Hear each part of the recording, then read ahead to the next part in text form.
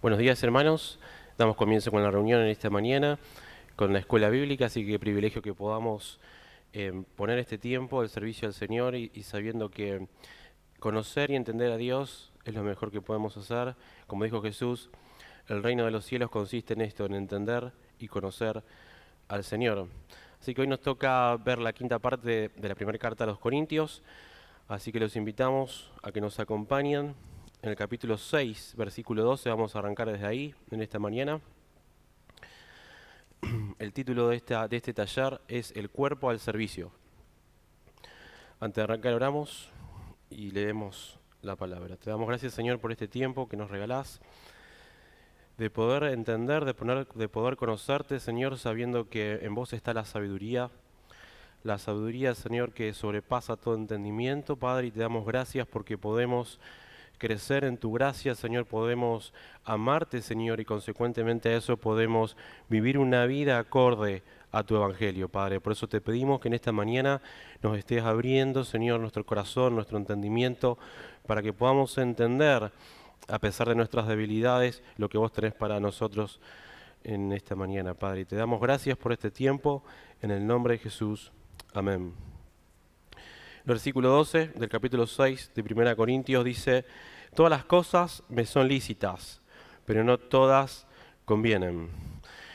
Vemos acá, en esta parte es una frase muy conocida ya para muchos de nosotros, y cada vez que lo leo yo digo, wow, cuánta sabiduría, siempre me pasa lo mismo, pero resulta que investigando un poquito más, esto yo no lo sabía, esto es un refrán que usaban mucho los griegos. El mundo grecorromano usaba estas palabras para dejarse llevar por el libertinaje, ¿no?, sexual, y dejarse llevar por las obras de la carne. Entonces la iglesia en Corinto comienza a adoptar este principio y empieza a decir, dentro de la iglesia los hermanos dicen, todas las cosas me son lícitas, ¿no? Como la salvación es por gracia, entonces ellos decían, bueno, si la salvación es por gracia, si la salvación no se pierde, entonces bueno, si bien no todo me conviene, todo me es lícito. Entonces Pablo empieza a acomodar su teología, ¿no? En el contexto ese que veníamos viendo, Sebastián compartió la semana pasada, que los corintios estaban jactándose de su sabiduría, de la sabiduría humana. Y acá vemos que el principio sigue dándose, que los corintios siguen con esta misma idea de dejarse impulsar por la sabiduría humana. Y entonces dice, en otra versión, si ustedes buscan la Nueva Traducción Viviente, Pablo está diciendo, ustedes dicen, todas las cosas me son lícitas. Entonces Pablo, como acomodando la teología de los corintios, comienza a responder, dice, todas las cosas me son lícitas, pero yo no me dejaré dominar por ninguna de ellas. Entonces ahí vemos que Pablo no está de acuerdo con este pensamiento lógico, ¿no? En la cultura griega existía lo que se llamaba el dualismo biológico. Lo que ellos pensaban es que si bien la carne está corrompida, el cuerpo está corrompido, entonces lo que vos hagas en tu cuerpo no tiene un peso moral. Es algo que pasa directamente. Entonces, como es algo que la carne ya está caída, el cuerpo físico está mal, lo que vos hagas, nadie te va a decir nada. Entonces los griegos obraban conforme a esta realidad, conforme a este dualismo biológico, lo llaman algunos. Entonces Pablo comienza a decir que nuestro cuerpo físico también es santuario. Y empieza a acomodar su teología, comienza a acomodar ese refrán, este dicho popular en la cultura grecorromana, y dice, sí, todas las cosas me son lícitas, pero no todas me convienen. Yo no me dejaré dominar por ninguna de ellas. O sea que los hermanos en Corintios estaban atentando contra la libertad que Cristo los había dado. O sea, ya estaban volviendo al pecado, que ellos ya se habían sido libres. Entonces en el versículo 13 comienza con otro refrán, con otro dicho popular, que dice, los alimentos para el estómago y el estómago para los alimentos.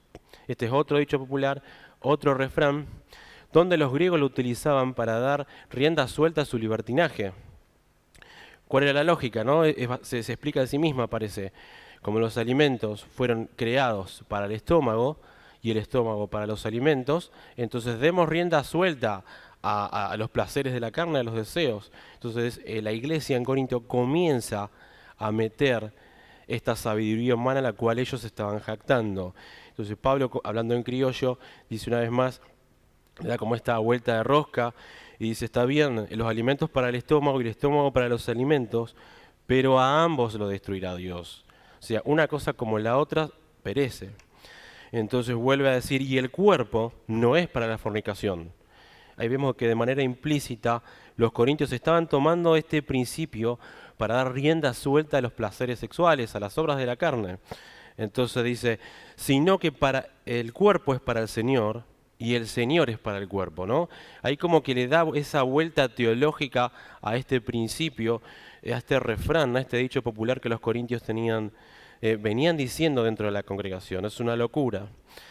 Entonces ahora empieza a explicar la importancia del cuerpo físico, para que los hermanos en la iglesia puedan entender la importancia, cuál es el propósito de nuestro cuerpo físico. En el versículo 14 en adelante comienza con esto. Miren lo que dice.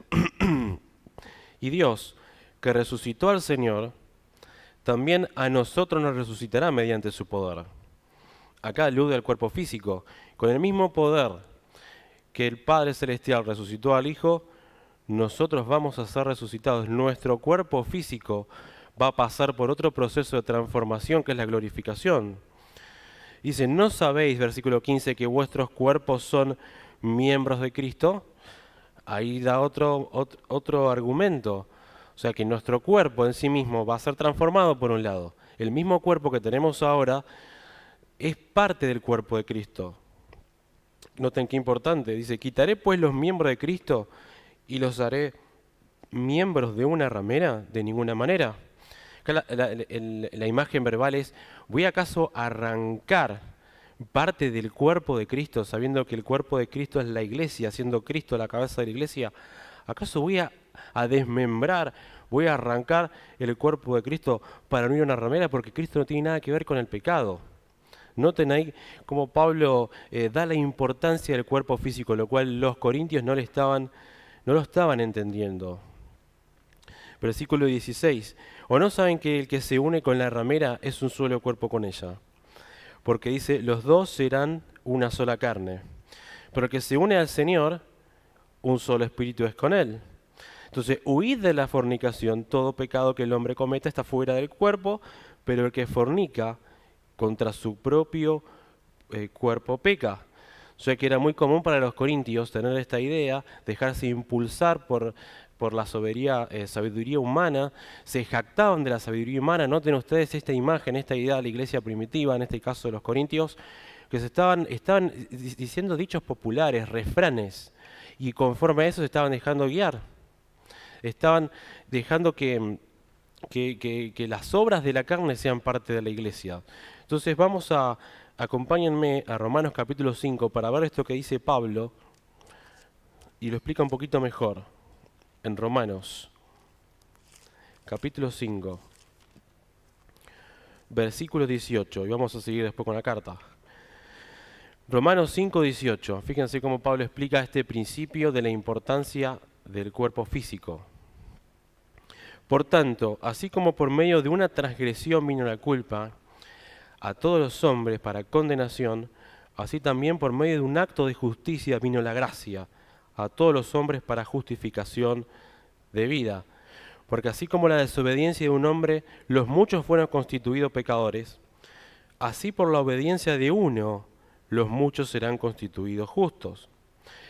Así, la ley entró para que el pecado abundara, pero donde el pecado abundó, sobreabundó la gracia. Para que así como reinó el pecado para muerte, así también la gracia reine por la justicia para vida eterna, mediante Cristo Jesús, nuestro Señor. El capítulo 6, versículo 1 dice, ¿qué pues diremos? ¿Permanezcamos en el pecado para que la gracia sobreabunde? ¿Ven ahí este principio que Pablo está haciendo una pregunta retórica como para llevar la reflexión, que no tiene lógica volver al pecado, total hay más gracia, porque noten cómo viene el relato, que dice que si por un hombre entró el pecado al mundo, por otro hombre que es Cristo, mucho más sobreabundó la gracia en el mundo. Entonces, no es para tomar, dice esto, como para decir, bueno, ya que la gracia es mucho mayor, bueno, vivamos en el pecado. Este principio lo estaban adoptando los corintios. Entonces en el versículo 2, no sé si se apagó, ¿funciona? Bueno, listo. En el versículo 2 dice, de ninguna manera, porque los que hemos muerto al pecado, ¿cómo viviremos aún en él? ¿No sabéis que todos los que fuimos bautizados en Cristo Jesús, fuimos bautizados en su muerte?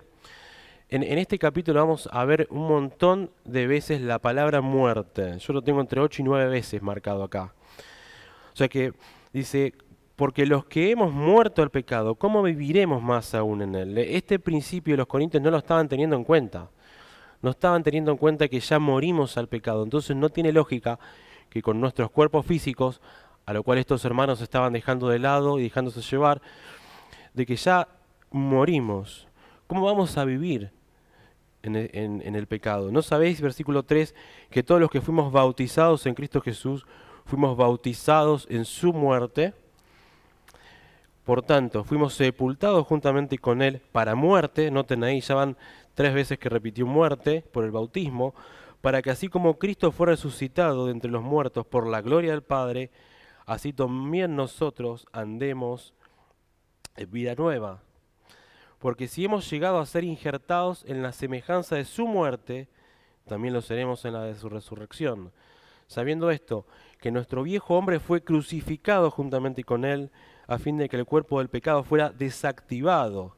Es en esta versión que está buena, para no servir más al pecado. O sea que por gracia de Dios, ahora ya no vamos a volver al pecado, porque el pecado en nuestro cuerpo no es nuestro Señor. Es lo que le dice Pablo a los romanos y es lo que en el mismo sentido le está diciendo Pablo a los corintios. Versículo 8. Y si hemos muerto, versículo 7, perdón, porque el que murió ha sido libertado del pecado. Ahí está, otra vez muerte por 5ª vez.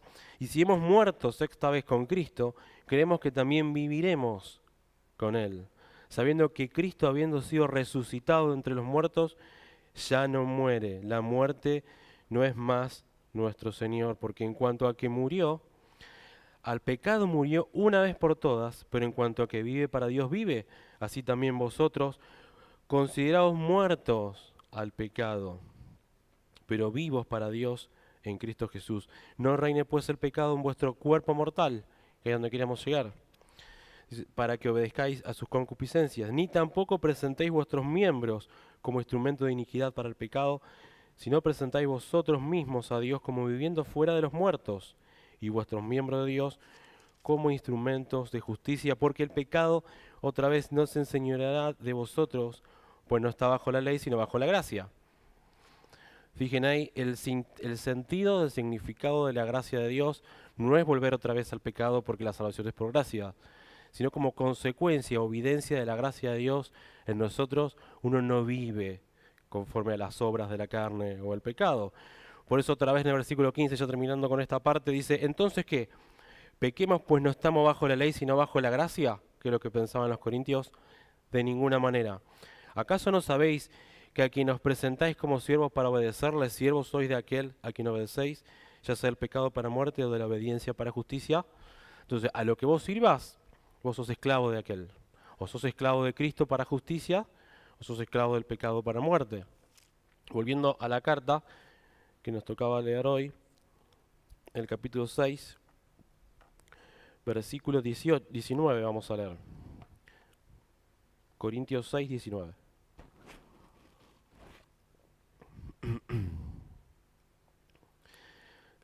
Que lo que estábamos leyendo en Romanos, lo mismo dice Pablo acá en Corintios.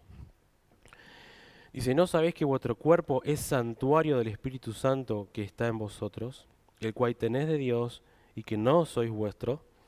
Ahí va otro argumento por el cual Pablo dice que los corintios no deberían obrar de esta forma, o no deberían tener este pensamiento o este dualismo biológico, lo cual pensaban los griegos. Dice, ustedes no saben que el cuerpo físico, el cuerpo que tenemos nosotros, mora el Espíritu de Dios, es santuario de Dios. ¿Por qué? Dice el versículo 20, porque fuisteis comprados por precio. Glorificad por tanto a Dios en vuestro cuerpo. Noten, Pablo, que la idea de él no es dar argumentos morales bajo ningún concepto, porque él podría decir, huyan de la fornicación, no se dejen guiar por las obras de la carne, pero él quiere enfocar a la iglesia, a la que compete al Evangelio, quiere que la iglesia entienda de qué se trata vivir en la gracia de Dios. Y él está diciendo, ustedes fueron comprados por precio. Entonces, si entendemos, por gracia de Dios, que fuimos comprados por precio, si entendemos que nuestro cuerpo ya no nos pertenece a nosotros, entonces nos lleva a esto como consecuencia, como evidencia de haber entendido la gracia de Dios, glorificar a Dios en nuestro cuerpo, que es con lo que termina en el versículo 20. Qué bueno que podamos entender, comprender, vivir en la gracia de Dios sabiendo que nos sacó del presente siglo malo. Nosotros vimos hace muy poquito en el capítulo 5 de los Gálatas, en el versículo 24, donde Pablo decía que los que son de Cristo crucificaron la carne junto con los deseos y con las pasiones. O sea que una evidencia de un nuevo nacimiento es morir, la muerte de la carne constantemente.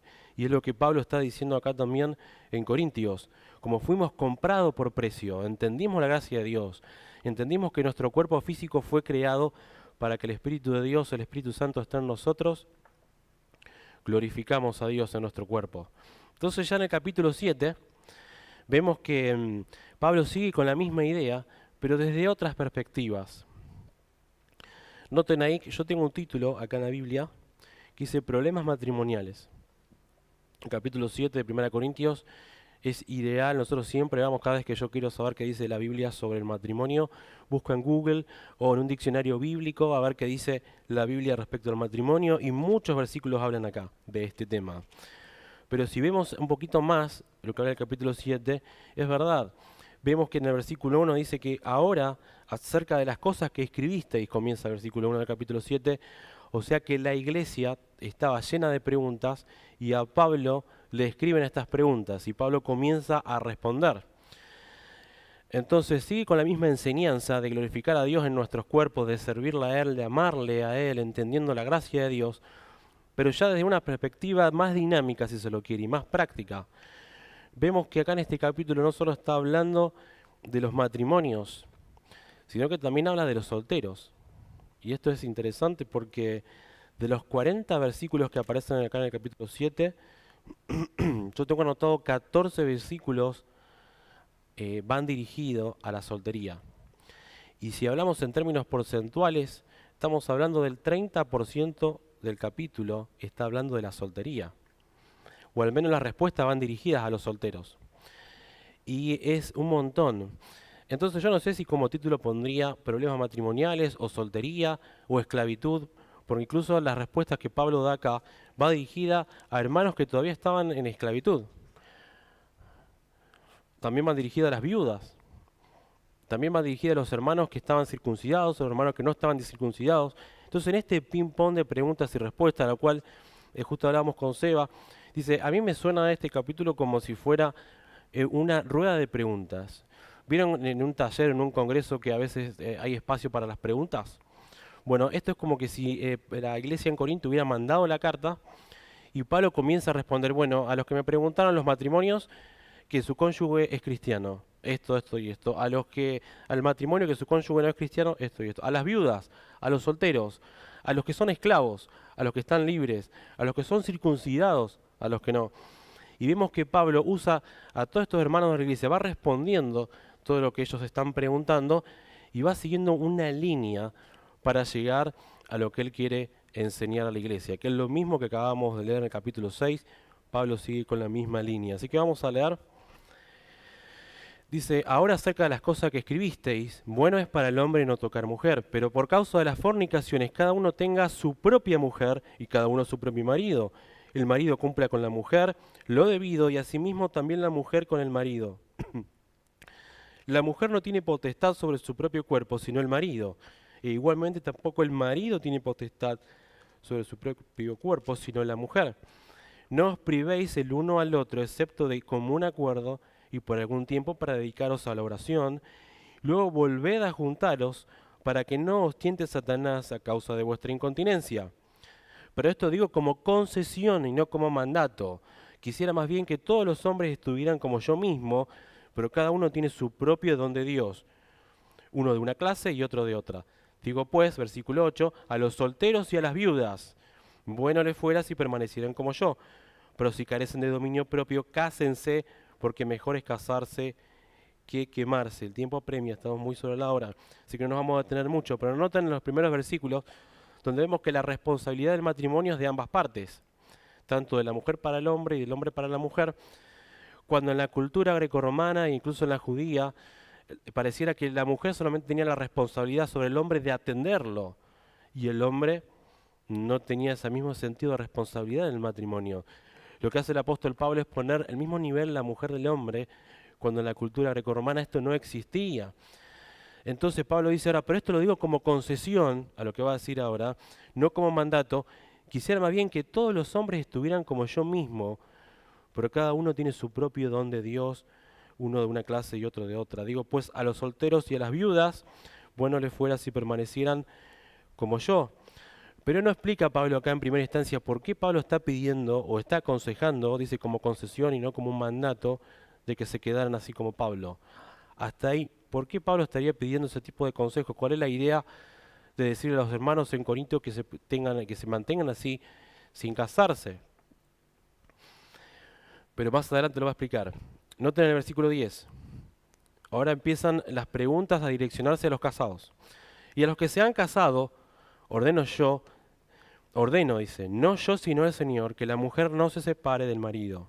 Y si llega a separarse, que permanezca sin casarse o se reconcilie con el marido, y al marido que no abandone a la mujer. Y a los demás digo yo, no el Señor, si algún hermano tiene mujer incrédula y ella está dispuesta a vivir con él, no la abandone. Y si alguna mujer tiene marido incrédulo y él está dispuesto a vivir con ella, no abandone al marido. Noten lo que hablábamos recién. Había una escuela rabínica que enseñaba incluso que el hombre podía rechazar a la mujer por cualquier motivo. Era muy común esa cultura, pensar así. Decir, bueno, si la mujer, cualquier cosa que no te caiga bien, vos podés rechazarla. Entonces, Pablo es interesante porque dice, no lo digo yo, sino que lo dice el Señor, que no se separe del marido de la mujer, ni el marido ni la mujer del marido, porque era muy común tomar el matrimonio como un trámite más. No, sabemos que el matrimonio está pensado dentro del marco del Evangelio y no puedes tomar a la mujer como cualquier cosa, al hombre tomar al matrimonio como si fuera agarrar, tomar y dejar, sin entender la importancia de lo que Dios une, no lo separa el hombre. Entonces, en el capítulo 19, lo pueden buscar en sus casas, no hacemos tiempo de leerlo ahora, pero habla justamente Jesús y los fariseos tienen un encuentro y tratan de hacerle pisar el palito a Jesús. Y entonces le preguntan, che, ¿hay que casarse? ¿Hay que se puede divorciar? Y Jesús dice, no, lo que Dios une no separa el hombre. Y los fariseos con la ley quieren hacer lo que era Jesús y dicen, pero Moisés dice que se puede, una ley en Deuteronomio. Pero Jesús dice, eso se permitió por causa de la dureza del corazón. Pero no fue diseñado el matrimonio para la separación. Y ahora las preguntas, las respuestas van dirigidas a los matrimonios que están casados con su cónyuge inconverso. Y dice en el versículo 12, y a los demás digo yo, no el Señor, si algún hermano tiene mujer incrédula y ella está dispuesta a vivir con él, no la abandone. Y si alguna mujer tiene marido incrédulo y él está dispuesto a vivir con ella, no abandone. Porque el marido incrédulo es santificado por la mujer y la mujer incrédula es santificada por el hermano, pues de otra manera vuestros hijos serían inmundos, mientras que ahora son santos. Qué versículo tan raro de escuchar. O sea que si yo soy cristiano y mi cónyuge es inconverso, ¿cómo puede ser que ahora es santificado mi cónyuge? O sea que es salva. O si no, ¿qué sería esto? Es muy raro, ¿verdad? Verlo así, al menos en esta versión. Pero lo que Pablo está queriendo decir que la bendición en el matrimonio está ahí. Porque si Dios te llamó, cuando vos todavía eras un inconverso, o cuando tu cónyuge era inconverso, el matrimonio está bendecido, es lo que quiere decir Pablo. Y donde hay un cristiano, debe ser sal y luz, en donde está ahí, ¿verdad? Entonces tus hijos están siendo bendecidos en la casa, en la familia. No tiene que ver con que es salvo. Por eso en el versículo 16 dice, ¿qué sabes, mujer, si salvarás al marido? ¿O qué sabes, marido, si salvarás a la mujer? Los cristianos siendo sal y luz en la familia donde Dios nos llama, es ahí donde nosotros podemos ser de bendición, podemos tener un buen testimonio con nuestros maridos, con nuestras esposas, y podemos predicar el Evangelio. quién sabe si Dios no tiene un propósito en ese hogar. Es ahí a lo que apunta Pablo. No pierdan el tiempo en querer cambiar una cosa por otra. Quédense ahí, que ahí lo llamó el Señor. En el versículo 17 dice, como el Señor repartió a cada uno y como Dios ha llamado a cada uno, así viva. Y así ordeno en todas las iglesias. Y ahora comienza a argumentar y a responder a otros sectores de la iglesia. En este caso a los hermanos que ya han estado circuncidados cuando Dios los llama, cuando se conviertan, y también a los esclavos. Dice el versículo 18, ¿fue llamado alguno ya circuncidado? ¿Qué es así? ¿Fue llamado alguno siendo incircunciso? No se circuncide. Si la circuncisión nada es, y la incircuncisión nada es, sino la observancia de los mandamientos. No se trata de que vos tengas que hacer cosas o cumplir con la ley, sino que tengas que observar. Esto me hace acordar cuando Jesús dijo, mas yo digo ahora, dice, ámense los unos a los otros como yo los he amado y así cumpliré las leyes del Señor. O sea, no se preocupen por si estás circuncidado, si no estás circuncidado, si sos esclavo o no sos esclavo, que lo explica en el versículo 21, en el versículo 20, antes dice, cada uno permanezca en la condición en que fue llamado. El sentido de todo esto es que no perdamos el tiempo en distraernos, sino que nos enfoquemos que en la condición que Dios nos llama, es ahí donde Dios nos quiere usar. Y dice, quédate ahí donde vos estás. ¿Fuiste llamado siendo esclavo? En el versículo 21, no te preocupes, pero si también puedes llegar a ser libre, bueno, aprovechar el momento. Porque el que fue llamado para el Señor siendo esclavo, liberto es del Señor. Asimismo, el que fue llamado siendo libre, esclavo es de Cristo. Así que si vos sos un esclavo dentro de la congregación, evidentemente había esclavos. Entonces, si vos sos esclavo, no te preocupes que en Cristo sos libre. De igual modo, vos que no sos esclavo, que sos libre, sos esclavo del Señor, esclavo voluntario del Señor. Así que es lo mismo, delante de los ojos de Dios tenemos todos una igualdad de condiciones, somos todos iguales. Entonces, en el versículo 23, repite lo que ya habíamos leído en el capítulo 6. Dicen, por precio fuisteis comprados, no os hagáis esclavos de los hombres. Otra vez ahí lo mismo, no os hagáis esclavos del mundo en realidad, del sistema de este mundo se refiere. Hermanos, otra vez repite, cada uno permanezca ante Dios en el estado que fue llamado. Y ahora vuelve a hablar de los solteros. Las respuestas, ustedes recuerdan que el contexto era de que Pablo comienza a responder. La iglesia tenía muchas preguntas y entonces ahora las respuestas van dirigidas a los solteros. Y noten esto que es muy bueno, es muy importante, porque como dijimos antes, habla o nombra a los solteros en un montón de versículos. Así que fíjense ahí en el versículo 25 que dice, acerca de las doncellas, no tengo mandamiento del Señor, pero doy mi opinión como uno que ha alcanzado misericordia del Señor para ser fiel. Dice, pienso entonces que esto es bueno a causa de la aflicción presente, que hará bien el hombre en quedarse como está. Otra vez dirigido a los solteros y dice, lo digo como consejo, como la gracia de Dios que me ha sido otorgada, que mientras que pueda el soltero, quédese como está. Nosotros vimos antes que Pablo no decía por qué estaba argumentando de esta manera, pero ahora empieza a explicar por qué estaría bueno que el soltero, a medida que pueda, según el don que Dios le ha dado, según la capacidad que Dios le ha dado, si puede quedarse, quédese soltero. ¿Por qué dice? Porque a causa de la aflicción presente, sería bueno que el hombre se quede así. O sea que acá el primer punto que marca Pablo es una aflicción que está viviendo la iglesia.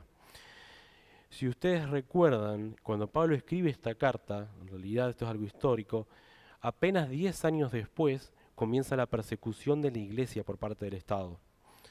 Y esto es muy loco porque no es lo mismo sufrir aflicciones, como dice acá, estando solteros, y de esta índole, como iban a vivir muy poco tiempo después los corintios, que estando casados.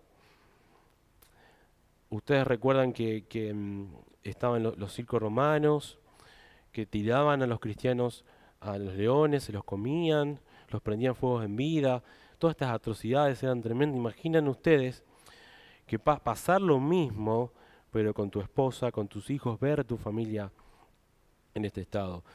Entonces Pablo dice, por las aflicciones presentes, la persecución de la iglesia por un lado, es bueno que el soltero se quede soltero, ¿no? Ni hablar que el matrimonio tiene aflicciones en sí mismo, que es lo que va a explicar más abajo, ¿no? Uno no se puede poner, me lo digo por mí, uno no se puede poner en el papel de consejero matrimonial, experto en aflicciones matrimoniales, porque con Becky tenemos 3 años de casado recién, hace 2 meses lo cumplimos, pero conforme a las escrituras, podemos ver que Pablo está aconsejando que en la medida que se pueda, el soltero no se distraiga y enfoque su vida al servicio a Dios, que es ahí a donde quiere apuntar Pablo con todos estos consejos. Dice en el versículo 27, noten ahí, vuelve otra vez a hablar del casado y hace como un ping-pong de ida y vueltas con el casado, con el soltero. Dice, ¿estás ligado a mujer? No procures desligarte. ¿Estás libre de mujer? No procures mujer.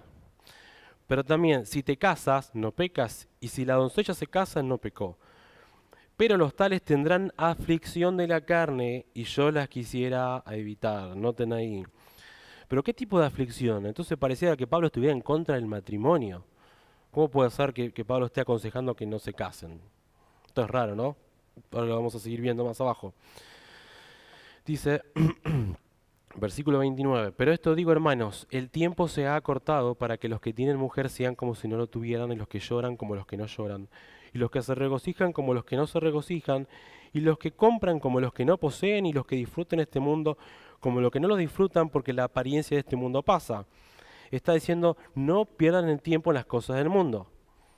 Enfóquense en el servicio al Señor. Enfóquense en, como leíamos en el capítulo 6, en el final, en glorificar a Dios en vuestro cuerpo. No se distraigan. Quisiera, dice el versículo 32, que estén libres de preocupaciones. Ahí está. El soltero se preocupa de las cosas del Señor, de cómo agradar al Señor. O al menos el soltero debería enfocarse y sería mucho más fácil. Pero el casado se preocupa de las cosas del mundo, de cómo agradar a su mujer, y ha sido en un sentido dividido. Entonces noten esta tensión que hay, que Pablo llama a que prestemos atención.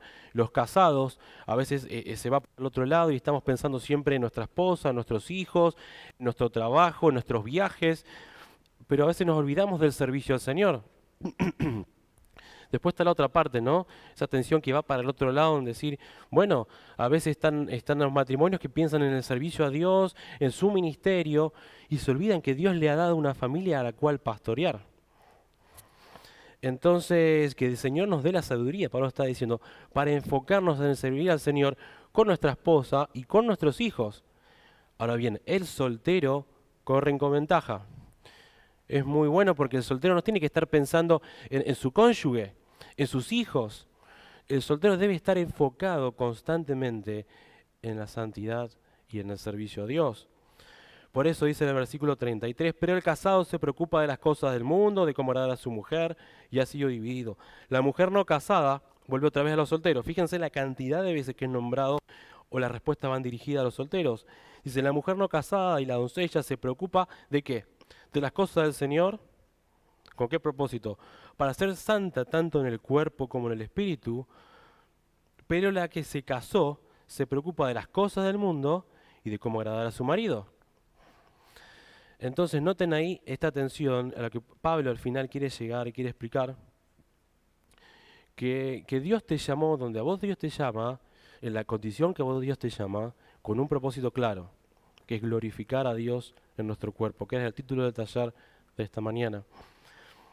Así que si estás casado y tu cónyuge no es converso, Dios te puso ahí para hacer sal y luz, para predicar el Evangelio. De igual modo, si Dios te llama en el contexto que veíamos recién, si sos esclavo, para que seas sal y luz también ahí. Entonces Pablo quiere enfocar y direccionar el servicio a Dios y que no haya distracciones. Entonces, en el versículo 35, y ya vamos cerrando, estamos en hora, dice el versículo 35, y esto lo digo, ya vemos el propósito por el cual Pablo responde estas preguntas, y con estas palabras dice lo siguiente, y esto lo digo para vuestro provecho, no para poneros restricción, sino para lo conveniente, y para que sin distracción, noten ahí, sin distracción, sirvan al Señor. Ese es el propósito de la iglesia, servir a nuestro Señor.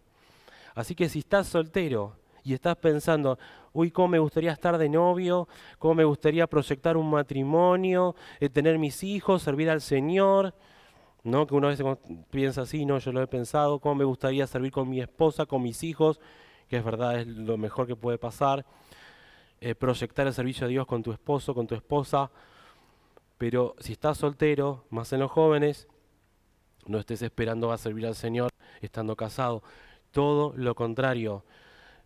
Corres con ventaja si estás soltero, no tenés otro tipo de aflicciones, no tenés otro tipo de preocupaciones, tu preocupación es servir al Señor, así que los animamos a que puedan tener esto presente, como decíamos antes en el capítulo 6 que terminaban, no dejarnos llevar por la sabiduría humana, ¿no? que por refranes estaban dejándose impulsar y dejar lugar al libertinaje a las obras de la carne, sino que podamos en este sentido, en este pensar, pensando en la gracia de Dios, de decir, yo quiero glorificar a Dios en mi cuerpo, ¿no?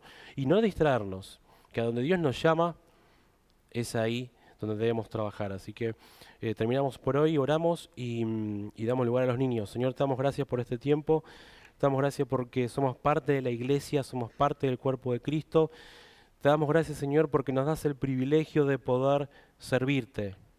Señor, esto es un privilegio servirte a vos, Padre, y te damos gracias por esta gracia de poder participar de tu soberanía, de tu misericordia, de tu amor, que podamos ser sal y luz en donde nos pusiste, Padre. Te damos muchas gracias. En el nombre de Jesús. Amén.